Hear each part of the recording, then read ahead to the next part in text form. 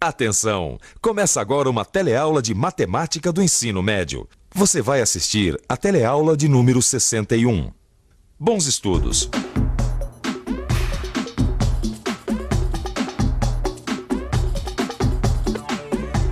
Olá!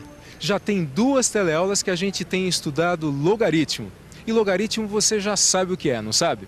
A gente viu que quando um número está escrito como potência de base 10, então o expoente é o logaritmo desse número. Lembrou da definição? Não tem erro. Dá só uma olhada nesse exemplo.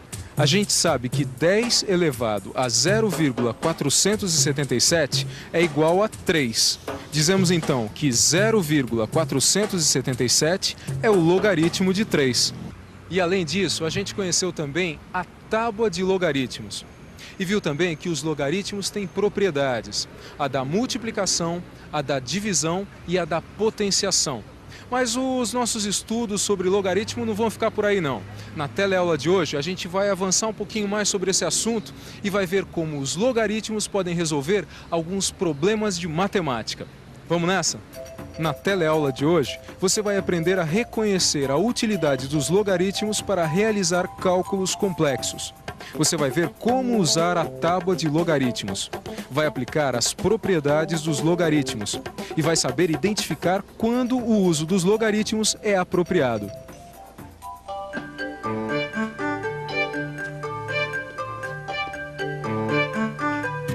Cidinha, esse café é pra hoje? Ai, Jesus, saiu de órbita? Ah, sabe o que é? Eu tô aqui pensando, né? A matemática explica tudo, não explica? Quase tudo. Bom, que seja. Será que dá pra calcular qual vai ser a temperatura dessa água daqui a 5 minutos? Ou 10 minutos, ou em qualquer outro momento? Será que a matemática consegue calcular isso? Consegue sim. Vem cá, vou te mostrar. E você? O que você acha? Será que usando a matemática a gente consegue descobrir quanto tempo demora uma água que ferve para esfriar? Será que ela vai se resfriando mais rápido no início e depois vai mais devagar? Ou será que é o contrário?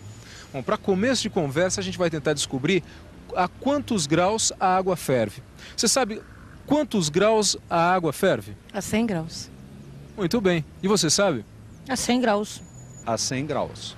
A 100 graus? É isso mesmo. A água ferve a 100 graus Celsius. Mas imagine só a seguinte situação. A água ferveu, eu desligo a panela, espero passar 5 minutos. Qual será a temperatura dessa água que fervia a 100 graus 5 minutos depois? Vamos ver?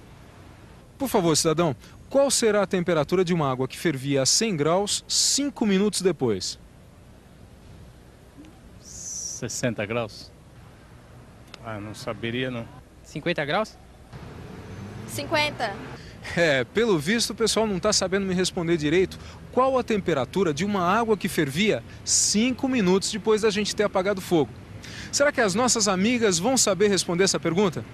Eu acho que eu posso te ajudar a resolver esse problema. Esse fenômeno já foi estudado pelos matemáticos e recebe o nome de resfriamento dos corpos. Ou seja, um corpo esfria mais rápido, o outro demora mais para esfriar, entendeu? Sei. E no caso da água, ela demora mais ou é rápido? No caso da água, a lei do resfriamento é dada por uma equação. Que equação? Peraí. Aqui. A equação do resfriamento da água, que a gente lê assim. T menos A é igual a B menos A, que multiplica 10 elevado a menos 0,06 vezes N. Ai, mas que equação complicada, Cida. Complicada nada. Parece, mas não é. E esse monte de letra aqui, o que significa? Calma. A letra N é o tempo em minutos do resfriamento. A letra A corresponde à temperatura ambiente. Já a letra B significa a temperatura da água no início do resfriamento.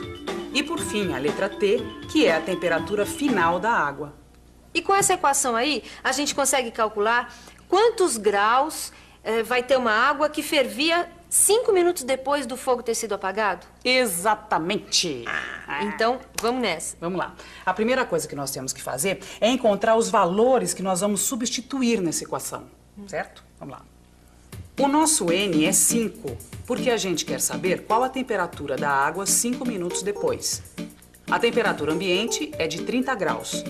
E a temperatura da água no início do resfriamento era de 100 graus, já que ela fervia. E a temperatura final da água é o que eu quero descobrir. Vamos então substituir esses valores na equação. Nossa! E agora, como é que a gente faz? Para calcular a temperatura T, a gente tem que aplicar o logaritmo nos dois lados da equação. Agora complicou de vez. Complicou nada, olha só, olha aqui, olha aqui. Do lado direito da equação, nós temos uma multiplicação de logaritmos, não temos? Então, a propriedade do logaritmo de um produto que a gente já aprendeu, como é que é? Ah, isso eu sei. É logaritmo de A vezes B igual a logaritmo de A mais logaritmo de B. Muito bem, então vamos aplicar aqui. Agora a gente está diante de mais uma propriedade dos logaritmos, a propriedade da potência, que eu tenho certeza você também se recorda. Sim, me lembro. A propriedade da potência diz que o logaritmo de A elevado a n é igual a n vezes o logaritmo de A. Então, aplicando essa propriedade, a nossa equação fica assim. Com o auxílio da tábua de logaritmo, eu descubro que o logaritmo de 10 é 1 e que o logaritmo de 70 é 1,8451. 1,8451. Você sabe que eu não entendo por que alguns logaritmos sempre têm o 1 antes da vírgula? O número 1 antes da vírgula é usado para todos os logaritmos dos números entre 10 e 100. Esse número que vem antes da vírgula nos logaritmos, a gente chama de característica. Característica? Exatamente, característica. Característica é aquele número do logaritmo que vem antes da vírgula. Muito simples. Para os números entre 1 e 10, a característica é 0. Para os números entre 10 e 100, a característica é 1. Para os números entre 100 e 1000, a característica é 2 e assim vai. Agora, para não ficar nenhuma dúvida, vamos dar uma olhadinha em tudo isso que a gente falou? Veja que entre os números 0 e 10, a característica é 0. Já entre os números 10 e 100, a característica é 1. Para os números entre 100 e 1000, a característica é 2 e por aí vai. Característica, como você vê, é o número que aparece antes da vírgula. No caso do logaritmo de 70, a característica é 1. Ou seja, a gente chama de característica o número que aparece antes da vírgula. Agora, e o número que aparece depois da vírgula? Como é que chama? O que vem depois da vírgula, a gente chama de mantissa. E é esse número, a mantissa, que você encontra na tábua de logaritmos. E a tábua de logaritmos, você já deve ter visto, você encontra no seu livro. Aqui você está vendo um trecho da tábua de logaritmos. Observe que à frente do número 70 aparece o número 8.451, ou seja, o logaritmo de 70 é igual a 1,8451. Quer dizer, então, que o número que aparece nos logaritmos antes da vírgula a gente chama de característica. E o que aparece depois a gente chama de mantissa. Muito bem, isso aí. Mas a minha pergunta você não respondeu ainda, né? Qual vai ser a temperatura da água depois de 5 minutos de fervida? Vamos voltar à nossa equação. Presta atenção. Aí está. A gente já viu na tábua que o logaritmo de 70 é 1,8451. E a gente também já sabe que o logaritmo de 10 é 1. Então, a nossa equação fica assim.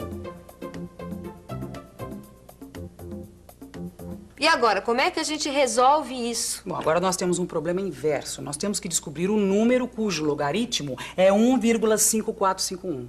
Mas não tem aqui na tábua de logaritmos? Tem sim. Dá uma procurada. Deixa eu ver. 5... Aqui, a mantissa 5451. Não é esse o número que a gente estava procurando? Não, agora você tem que ver a que número a mantissa 5451 corresponde. Tá aqui, Cida, 351. 351, será que é o número certo? Agora a gente tem que ver a característica do logaritmo. Vamos lá. O logaritmo era 1,5451. Como a sua característica é 1, o número certo está entre 10 e 100. Então, o número é 35,1. Agora ficou fácil, né? Portanto, T menos 30 vale 35,1. E fazendo as contas, aí está.